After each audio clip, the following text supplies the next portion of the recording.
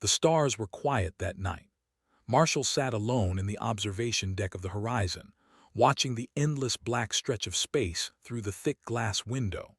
He held a cup of cold coffee in his hands, but he had forgotten about it hours ago. His mind was far away, thinking about home, thinking about the small town in Ohio where he grew up, thinking about his mother who still sent him messages every week even though it took months for them to reach him out here. Was 34 years old. He had spent the last 12 years of his life in space, working as a rescue specialist for the United Earth Fleet. His job was simple in theory but almost impossible in practice. When ships got lost, when crews went missing, when everyone else said there was no hope, was the one they called. He had pulled survivors from burning wreckage. He had found lost vessels drifting in asteroid fields. He had walked into danger more times than he could count, and somehow he always walked back out. The other crew members called him lucky, did not believe in luck. He believed in never giving up. A soft sound broke the silence. The door behind him slid open, and Commander Lisa stepped into the observation deck. She was a tall woman with short gray hair and sharp eyes that had seen too many hard decisions. She had been commanding officer for 5 years, and in that time, she had never once come to find him in the middle of the night. Knew immediately that something was wrong. "We received a signal," Lisa said. Her voice was calm but could hear the tension underneath. "It came through on a frequency we have never seen before. It took our systems 6 hours to decode it." Set down his coffee cup. "Who sent it?" Lisa did not answer right away. She walked to the window and stood beside him, staring out at the stars. She said finally. Felt his stomach tighten. Everyone knew about They were one of the oldest civilizations in the galaxy, a proud and powerful empire that had existed for tens of thousands of years. Their technology was beyond anything humans could understand. Their ships moved through space like ghosts. Their cities floated among the clouds of gas giants, and they wanted nothing to do with humanity. They saw humans as children, young, foolish, and reckless. They had made contact with Earth 50 years ago, established basic diplomatic relations, and then politely ignored humanity ever since. No human had ever been invited to there. No human had ever spoken directly with their queen. "What do they want?" asked. Lisa turned to face him. In her hand she held a small data tablet. She pressed a button and a hologram appeared in the air between them. It showed an alien face, beautiful and strange. They had skin like polished silver and eyes that glowed with soft blue light. This one was female, and even through the hologram could see that she was in pain. Not physical pain, but something deeper, something that came from the heart. "My name is," the hologram said. The voice was translated by the ship's computer, but could still hear the original sounds underneath, musical and sad. "I am the Queen of the Empire. I am reaching out to humanity because I have no other choice. My daughter has been taken from me."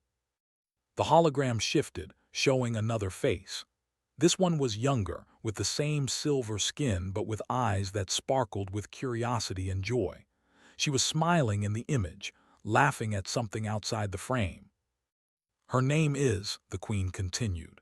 "She is my only child. She was taken by the Syndicate during a diplomatic voyage. They are demanding technology that could destroy entire worlds. If I give them what they want, billions will die.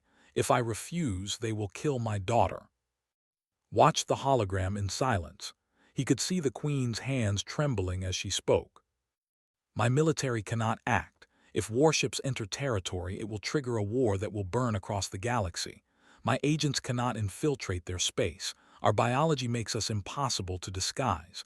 We are too recognizable, too distinctive." The Queen paused, and when she spoke again, her voice was barely a whisper. "But humans are different. You are small. You are overlooked. The galaxy does not notice you the way it notices us. A human might be able to go where we cannot." The hologram flickered. The Queen looked directly at the camera and felt as though she was looking directly at him. "I am begging you," she said. "I am a queen who has ruled for 3,000 years. I have never begged for anything in my life. But I am begging now. Please help me save my daughter. Please bring her home." The hologram faded. The observation deck fell silent. Stood very still for a long moment. Then he turned to Lisa. "What does command say?" Lisa shook her head. "They say it is too dangerous. The syndicate operates in the lawless sectors. No law, no protection, no backup. Anyone we send would be on their own. The mission success rate is estimated at less than 3%. She paused. "They are calling it a suicide run." Thought about the Queen's face. He thought about the princess's smile.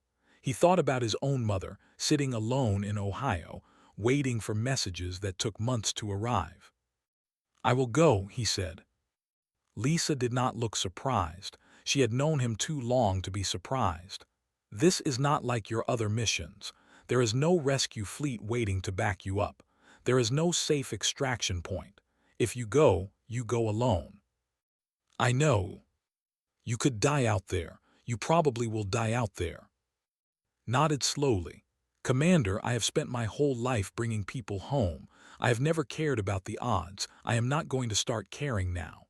He looked back at the window, at the stars that seemed so cold and far away. "She is someone's daughter. That is all that matters." Lisa was quiet for a long time. Then she reached out and put her hand on his shoulder. "I will arrange transport. You leave in 6 hours." She turned and walked toward the door, then stopped and looked back. "Come back alive. That is an order." Almost smiled. "I will do my best, Commander."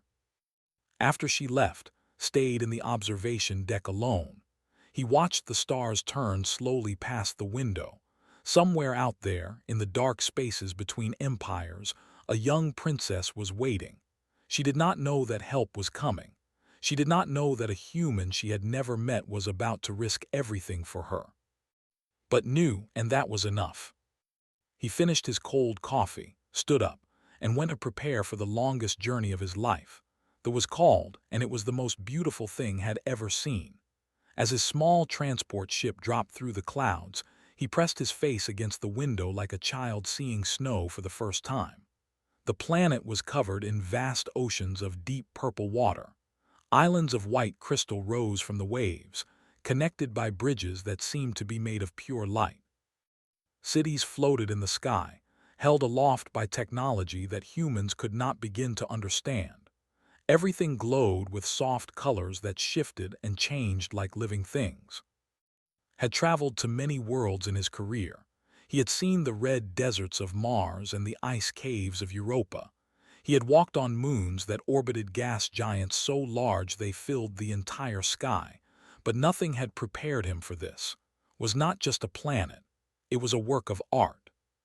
His ship landed on a platform that extended from one of the floating cities. As stepped outside, he felt the air on his skin. It was warm and sweet, filled with a scent like flowers he could not name. 2 guards stood waiting for him. They were tall, nearly 8 feet, with silver skin and eyes that watched him without blinking. They wore armor that looked like frozen moonlight, and they carried weapons that hummed with quiet energy. Neither guard spoke. They simply turned and began walking, expecting to follow. He did.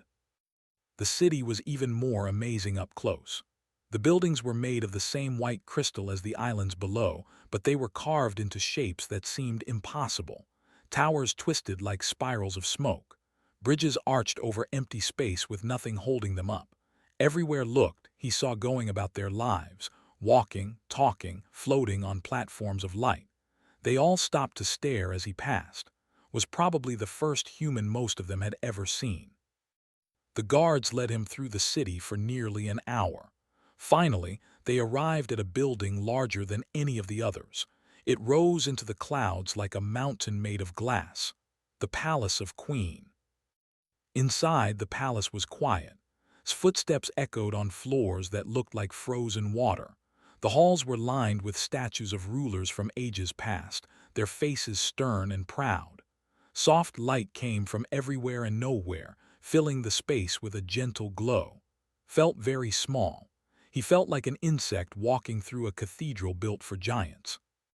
At last the guards stopped before a great door. They did not knock or announce him. The door simply opened, as if the room beyond already knew he was there. Stepped inside and found himself in a throne room. The ceiling was so high that he could not see it, lost in soft mist and floating lights. The walls were covered in murals that showed the history of the people, thousands of years of triumph and sorrow painted in colors that seemed to move when he was not looking directly at them. And at the far end of the room, sitting on a throne of pure white crystal, was Queen. She was exactly as she had appeared in the hologram, but seeing her in person was different. She was tall and elegant, with silver skin that seemed to glow from within. Her eyes were deep blue, like the ocean had seen from space. She wore robes of flowing light that moved around her like living things. She was ancient and powerful and beautiful. But she was also broken, could see it in her eyes. The same hollow grief he had seen in the hologram was even stronger now. This was a woman who had lost something precious, and the loss was eating her alive from the inside. Walked forward until he stood at the base of the throne. He was not sure if he should bow or kneel or simply stand. Nobody had taught him customs, so he just stood straight and looked the Queen in the eyes. "Your Majesty," he said, "my name is Marshall. I am here to help." The Queen studied him for a long moment. When she spoke, her voice filled the entire room, soft but carrying power that could feel in his chest. "You are small," she said. "Even by human standards, you are not large, you carry no army, you have no special powers, you are just one man." She tilted her head slightly. "Why do you think you can succeed where my entire empire has failed?" Thought carefully before answering. "I do not think I will succeed," he said honestly. "The odds are against me, I know that, but odds do not matter when a child is in danger. I have built my whole life around one simple idea. You do not give up on people. You do not leave them behind. You do what needs to be done and you deal with the consequences later." The Queen was silent, could not read her expression. He wondered if he had said something wrong. Then she raised her hand and a hologram appeared in the air between them. It showed Princess, the same image from the message, but longer this time. In the recording was walking through a garden, stopping to examine flowers, asking questions about everything she saw. Her voice was full of wonder. Her laugh was bright and warm. She was so full of life that it hurt to watch, knowing where she was now.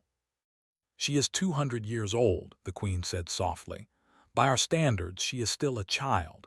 She has never known war. She has never known cruelty.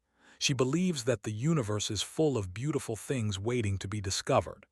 The Queen's voice cracked slightly. "And now she is in the hands of monsters who will destroy her just to make a point." Watched the hologram until it faded, then he looked at the Queen. "I will bring her home," he said. "I promise you that." "No one has ever returned from territory," the Queen said. "Their space is a graveyard of ships and broken dreams. They are cruel beyond measure. They will not hesitate to kill you." "Then they will have to kill me," replied, "because I am not leaving without her." For the first time, something changed in the Queen's eyes. It was not hope, not yet, but it was something close. It was the faint possibility that maybe, against all odds, this small human might actually mean what he said. She stood from her throne and descended the steps until she stood directly before. She was nearly twice his height, and he had to crane his neck to look at her face. She reached out and placed one silver hand on his shoulder. Her touch was cool, like water from a mountain stream. "On my world," she said quietly, "we have a saying, the smallest flame can hold back the largest darkness. I have watched humanity for 50 years. I have seen you as children, reckless and wild. But perhaps I was wrong. Perhaps there is something in your smallness that we have overlooked, something brave." Felt the weight of her hand on his shoulder. He felt the weight of her hope, fragile and desperate. He knew he might fail. He knew he might die. But in that moment, none of that mattered. "I will find her," he said, "and I will bring her back to you, no matter what it takes." The Queen nodded slowly. A single tear rolled down her silver cheek, glowing faintly in the soft light of the throne room. "Go then, Marshal," she whispered. "Go and bring my daughter home." Lawless sectors were exactly what their name suggested. No government controlled them. No laws protected anyone there. It was a vast stretch of space between the great empires, filled with criminals, pirates, smugglers, and worse. Ships that entered often never came out. Those that did came out changed, their crews haunted by things they had seen and done. Flew into this darkness alone. He had purchased a battered smuggler's ship with his own savings. It was ugly and old, held together by rust and prayers, but that was exactly what he needed. A clean, new ship would attract attention. This piece of junk looked like it belonged in the lawless sectors. It looked like a ship that had nothing worth stealing. Had also created a new identity for himself. He was no longer Marshal, rescue specialist for the United Earth Fleet. He was now a man named Daniel Cross, a human trafficker looking to sell information to the highest bidder. The identity made sick to his stomach. Pretending to be the kind of person he had spent his life fighting against was almost more than he could bear. But he knew that the only way to get close to the syndicate was to become someone they would trust. The first week was the hardest. Landed on a station called the Rust Market, a massive structure built from the welded-together hulls of 1,000 dead ships. The air inside was thick with smoke and the smell of burning chemicals. The corridors were crowded with aliens of every species, most of them armed, all of them dangerous. Walked among them with his head down, listening, learning, trying to understand how this world worked. He learned quickly. In the lawless sectors, everything was about reputation. If people thought you were weak, they would kill you and take your things. If people thought you were useful, they might let you live long enough to be useful. Needed to build a reputation, and he needed to do it fast. His first opportunity came when a gang of pirates tried to rob him in a dark corridor. There were 3 of them, large aliens with too many arms and teeth like broken glass. They thought would be easy prey. They were wrong. Had spent 12 years training for combat in zero gravity, in narrow spaces, against opponents who were bigger and stronger than him. He took down all 3 in less than a minute, leaving them groaning on the floor. Word spread quickly. The small human was not as weak as he looked. Over the following weeks, carefully built his cover. He sold fake information to minor criminals. He did small jobs for people who asked no questions. He drank in dirty bars and listened to conversations that would have made most people run away screaming. And slowly, piece by piece, he gathered information about the syndicate. The syndicate was worse than had imagined. They were not just criminals. They were monsters who took pleasure in cruelty. They kidnapped people and sold them as slaves. They destroyed entire colonies just to prove they could. They were led by a warlord named Vex, a creature so brutal that even other criminals spoke his name in whispers. And they were holding Princess on a mobile station called the Iron Cradle. The Iron Cradle was a prison fortress that moved constantly through space, never staying in one place for more than a few days. It was protected by dozens of armed ships and thousands of soldiers. The security systems were designed to be impossible to break. No one had ever escaped from the Iron Cradle. No one had ever even tried. Sent a coded message back to Ambassador Tyler, the human diplomatic liaison who was coordinating support from a safe distance. The message contained everything had learned, including the general patrol patterns of the Iron Cradle. Replied that he was trying to assemble a small rescue team, but it would take time. The political situation was complicated. Nobody wanted to start a war with the syndicate. Time was the one thing did not have. 3 days later, he received news that froze his blood. The syndicate had made an announcement that was being broadcast across the galaxy. Princess' execution would take place in 48 hours. It would be shown live on every channel, a message to all who dared to defy the syndicate. Sat alone in his ship, staring at the message on his screen. 48 hours. There was no time to wait for backup. There was no time to plan a proper mission. There was barely enough time to reach the Iron Cradle at all.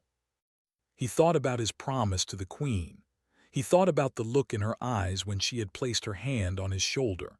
He thought about its laugh in the hologram, so bright and full of life. Then he started his engines. The journey to the Iron Cradle took 30 hours. Used that time to prepare. He studied the station's layout from stolen blueprints that were probably out of date. He checked his weapons and equipment. He recorded a message for his mother, just in case he never got the chance to send another one.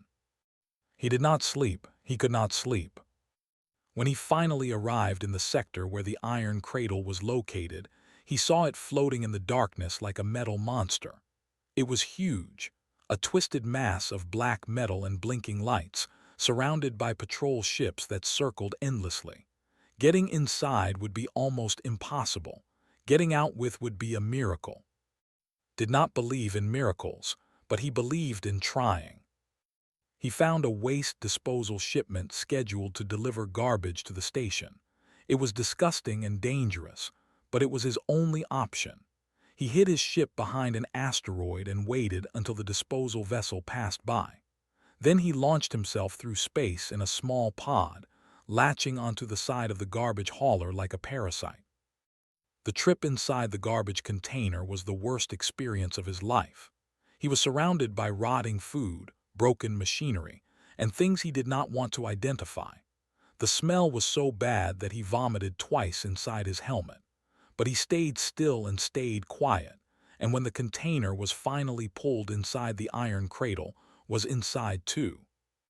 He dropped out of the container into a dark maintenance tunnel. His body ached. His lungs burned. Every instinct told him to run away, to give up, to accept that this was impossible. But somewhere in the station, a young princess was waiting to die.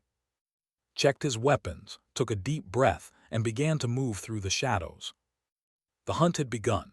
The maintenance tunnels of the Iron Cradle were dark and tight. Moved through them on his hands and knees, crawling through pipes barely wide enough for his body. The metal was cold against his skin. Strange sounds echoed from somewhere far away, screams and machinery and laughter that did not sound human at all. He had memorized the old blueprints, but the station had been modified since then. Dead ends appeared where corridors should have been. New security checkpoints blocked paths that used to be open. Had to improvise, finding new routes through air vents and electrical conduits, always moving deeper into the station. Twice he almost got caught. The first time, a patrol walked past his hiding spot so close that he could have touched them. He held his breath and pressed himself into the shadows, not daring to move a single muscle. The second time, a security drone flew directly over his head, its sensors sweeping back and forth, stayed perfectly still until it passed. After 4 hours of crawling through the guts of the station, finally reached the detention level. The air here was different, colder and heavier, filled with the smell of fear. He could hear prisoners crying in their cells. He could hear guards laughing at their pain. Found a ventilation grate overlooking a corridor lined with cells. He watched through the metal slats as guards patrolled back and forth. He counted their steps, timed their rotations, and looked for patterns he could exploit. Then he saw something that made his heart skip. At the end of the corridor, in a cell larger than the others, he saw a flash of silver skin. Yes. She was sitting on the floor of her cell with her knees pulled up to her chest. Her silver skin was dull and dirty, and there were marks on her arms that looked like bruises. Her eyes, which had been so full of wonder in the hologram, were now empty and staring at nothing. She looked like someone who had given up hope. Felt anger burn through him like fire. He had seen a lot of terrible things in his life, but seeing this young princess reduced to such a state made him want to break things. He forced the anger down. He needed to be calm. He needed to be smart. He waited until the patrol pattern created an opening. Then he dropped from the vent and moved along the wall like a ghost. He reached the cell and pressed himself against the door. "Princess," he whispered, "my name is Marshall. I am here to rescue you." For a moment, nothing happened, then slowly turned her head and looked at him through the bars. Her eyes were confused, disbelieving. "You are human," she said. Her voice was hoarse, as if she had not spoken in days. Yes. Why would a human come for me? Did not have time to explain. Your mother sent me. She loves you very much. She has been crying every day since you were taken. He pulled out a small device and pressed it against the cell's lock. I promised her I would bring you home. I always keep my promises. The lock clicked open, stared at him with something new in her eyes. Not hope, not yet, but maybe the beginning of it. Can you walk? Asked. Nodded and stood up slowly. She was weak, but she could move. That was enough. Led her back toward the ventilation shaft, but they had only gone a few steps when an alarm began to scream. Red lights flashed along the corridor. Heavy footsteps thundered somewhere nearby. They know, whispered. Then we run, replied. They ran, abandoned stealth and focused on speed, pulling through corridors and up stairways, following a path he had memorized toward the shuttle bay. Guards appeared in front of them and shot them down without hesitation. Security drones swooped from the ceiling and destroyed them with precise shots that left his ears ringing. They reached a junction where 3 corridors met, and suddenly they were surrounded. A dozen soldiers blocked every exit, their weapons raised and aimed directly at Anne. Push behind him. Stay back, he said. You cannot fight them all, she protested. Watch me. What happened next would later become a legend among the syndicate, a story they told in whispers about the human who would not stop, fought like a man possessed. He used every trick he had learned in 12 years of rescue missions, every technique from every training program, every dirty tactic he had picked up in the lawless sectors. Soldiers fell around him, weapons discharged, the air filled with smoke and screams. Was hit twice, once in the shoulder, once in the leg. The pain was incredible, but he did not stop. He could not stop. Every time he wanted to fall, he thought of behind him, thought of the queen waiting on, thought of the promise he had made. When the last soldier fell, was barely standing. Blood soaked through his clothes. His vision was blurring at the edges, but the path was clear. Come on, he said through gritted teeth. They kept moving, through more corridors, past more guards, was running on pure willpower now, his body screaming for him to stop, his mind refusing to listen. Finally, they reached the shuttle bay. And there, standing in front of the only ship that could save them, was Vex. The warlord was huge, nearly 10 feet tall, with gray skin covered in scars and eyes that burned with cruel intelligence. He looked at the way a predator looks at wounded prey. A human, Vex said, his voice like grinding rocks. You came all this way for this, he gestured at. She is nothing, just leverage, just a tool. Raised his weapon, but his arm was shaking too much to aim properly. She is someone's daughter, he said. That makes her everything. Vex laughed. It was an ugly sound. You are already dying, human. I can smell your blood from here. Just lie down. It will be easier. Did not lie down, he charged. The fight was brutal. Vex was bigger, stronger, and uninjured, was bleeding out and could barely stand, but had something Vex did not have. He had something worth fighting for. They crashed through equipment and smashed against walls. Vex hit so hard that he flew across the room, got back up. Vex broke's arm with a single blow, kept fighting with the other one. Vex threw against the shuttle, cracking the hull with the impact, grabbed a piece of broken metal and drove it into Vex's eye. The warlord screamed and stumbled backward. Did not give him time to recover. He threw himself at Vex with everything he had left, hitting and tearing and refusing to stop until the warlord finally collapsed and did not get up. Stood over Vex's body, swaying on his feet. His whole world was pain. He could barely see. He could barely breathe. Screamed. He turned just in time to see more soldiers flooding into the shuttle bay. Dozens of them, too many to fight, too many to survive. Then the ceiling exploded. Ships dropped through the hole, human ships with the insignia of the United Earth Fleet. Commander Lisa's voice came through's earpiece. Marshal, get on that shuttle now. We are covering you. The rescue team had arrived.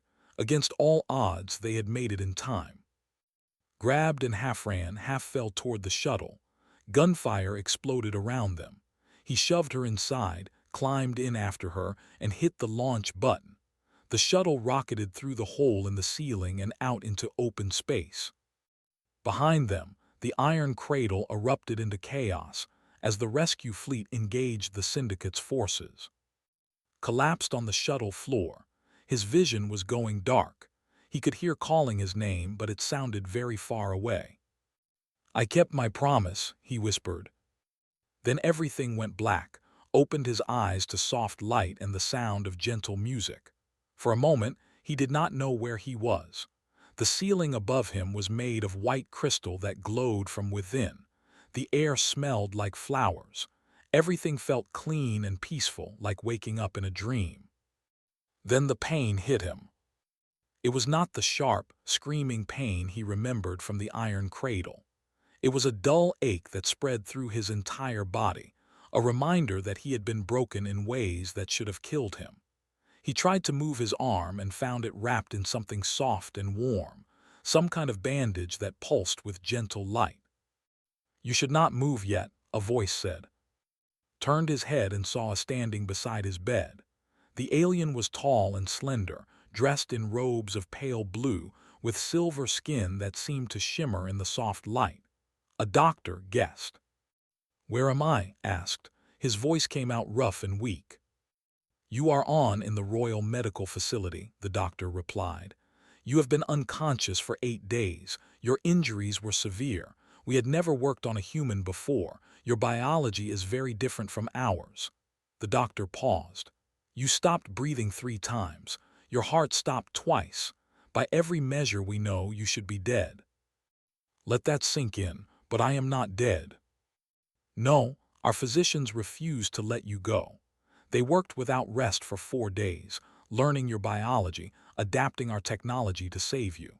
They said that a man who had risked so much deserved every chance to live." Closed his eyes. He thought about the iron cradle. He thought about Vex. He thought about screaming his name as he collapsed. "The princess," he said suddenly, opening his eyes. "Is she safe? Is she okay?" The doctor smiled, a strange expression on an alien face but somehow warm. "She is very well. She has been waiting to see you. I will send word that you are awake." The doctor left and lay in the silence, staring at the crystal ceiling. He tried to remember everything that had happened, but parts of it were blurry, lost in a haze of pain and adrenaline. He remembered fighting. He remembered blood. He remembered refusing to give up. The door opened again, and this time 2 figures entered. The first was Princess. She looked completely different from the broken girl had found in that cell. Her silver skin was bright and healthy again. Her eyes had recovered their spark. She was wearing a beautiful gown of flowing silver and gold, and she moved with a grace that reminded of her mother. Speaking of her mother, Queen was the second figure. She walked slowly, her tall form seeming to fill the entire room. Her face was calm, but her eyes were shining with emotions could not name. Rushed to his bedside. Before he could say anything, she took his hand in both of hers. Her touch was cool and gentle. "Marshall," she said. Her voice was different than he remembered, stronger and clearer, and she was speaking in English, accented but understandable. "I learned your language. I wanted to be able to thank you properly." Blinked in surprise. "You learned English in 8 days." "I practiced every day while you were sleeping," said. "It is a small thing compared to what you did for me." Her voice trembled slightly. "You came for me when no one else would. You risked everything for someone you had never met. You fought when you should have died." She squeezed his hand. "I will never forget what you did. Never." Did not know what to say. He had been thanked before by the people he had rescued over the years, but this felt different. This felt bigger. Queen stepped forward. She stood at the foot of his bed, looking down at him with those deep blue eyes that had seen 3,000 years of history. "My daughter is home because of you," she said. Her voice was soft, almost fragile. "The physicians tell me that you should have died a dozen times during your mission. They tell me that no rational being would have attempted what you attempted. They tell me that your success was impossible. Managed a weak smile. I have never been very rational, Your Majesty. The Queen did not smile. Instead, she did something that would be recorded in history, something that would be studied and debated and discussed for centuries to come. She knelt. The Queen of the Empire, ruler of a civilization that had existed for tens of thousands of years, knelt on the floor beside its bed. Her robes pooled around her like liquid light. Her head bowed low. "Thank you," she whispered, and as she spoke, tears began to fall from her eyes, rolling down her silver cheeks like drops of light. "Thank you for bringing my daughter back to me. Thank you for keeping your promise. Thank you for showing me that I was wrong about humanity." Felt his own eyes growing wet. "Your Majesty, please, you do not need to kneel." "Yes, I do," she said, looking up at him with tears still falling. "For 3,000 years I have ruled. I have never knelt to anyone, but you have earned this. You have earned more than I can ever give." She reached out and touched his face, her silver fingers cool against his skin. "I was wrong about your people. I called you children. I called you reckless. But I see now that what I called recklessness is something else entirely. It is courage. It is love. It is the refusal to accept that some things are impossible." Thought about all the times people had told him that something could not be done, all the times he had done it anyway. He had never thought of himself as special. He was just a man who did not give up. "There is a saying on my world," he said quietly. "We say that when a child is in danger, you do not ask if you can save them. You just go. You figure out the rest along the way." The Queen nodded slowly. "It is a good saying, perhaps the best I have ever heard." She rose to her feet, composing herself, wiping the tears from her face. When she spoke again, her voice was stronger, more like the queen she was supposed to be. "Marshal, I offer you anything you desire. Wealth beyond measure, land on any world in our empire, a position of honor in my court. Name it and it is yours." Thought about it, he thought about everything he could ask for: riches, power, a life of comfort and ease. But that was not who he was. "I want one thing," he said. "I want you to give humanity a chance. Do not look at us as children anymore. Look at us as friends, allies, people worth knowing." The Queen stared at him for a long moment. Then she smiled, a real smile that transformed her ancient face into something warm and beautiful. "It is done," she said. "From this day forward, the Empire and Earth shall walk together as equals. We will share knowledge, share technology, share the future, all because one man refused to give up." Leaned down and kissed his forehead. "You saved me," she said, "but you also saved so much more. You changed history." Closed his eyes. He was tired, so tired, but for the first time in weeks he felt at peace. He had done what he set out to do. He had kept his promise, and somehow, against all odds, he had survived. When he finally returned to Earth 3 months later, he did not talk about what he had done. He went back to his job as a rescue specialist, back to his small apartment, back to his quiet life. When people asked him why he had risked everything for an alien princess he had never met, he just shrugged. "Kindness does not need a reason," he said. "It just needs someone brave enough to act." And somewhere far away, on a world of purple oceans and floating cities, a queen looked up at the stars and smiled, knowing that the universe was bigger and more wonderful than she had ever imagined, all because of one small, brave human who had refused to give up.